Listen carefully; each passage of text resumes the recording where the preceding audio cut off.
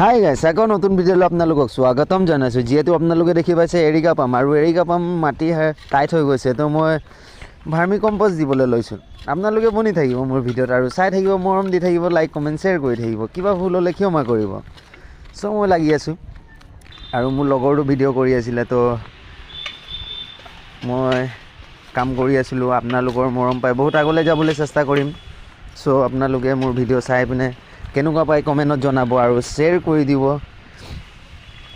খুব ভাল লাগিব। এৰিকা পামত মাটি দিয়ে আৰু মাটি যেতিয়া টাইট হৈ যায়, যেতিয়া আপোনাৰ মাটি টাইট আহিব, এৰিকা পাম বুলি নহয়, যিকোনো প্লাণ্টতে আপোনালোকৰ মাটি টাইট হৈ গ'লে আমি খুৰপি মাৰিব লাগে। চ' মোৰ ভিডিঅ'টো আপোনালোকে চাই কেনেকুৱা পায় কমেণ্টত আৰু এবাৰ কৈ দিছোঁ, কমেণ্টত জনাই দিব। যিকোনো প্লাণ্টতে মাটি টাইট হৈ গ'লে আপোনালোকে খুৰপি মাৰিব পাৰে বা পথ সলাব পাৰে। ইয়াত ৰুট ওলোৱা নাছিলে, মাটি টাইট হৈ গৈছিলে, তলৰ পৰা ৰুট ওলোৱা নাছিলে, মাটি টাইট হৈ গৈছিলে। চ' মই খুৰপি মাৰিলোঁ আৰু ভাৰ্মি কম্পষ্ট দি আছিলোঁ, আপোনালোকেও দিব।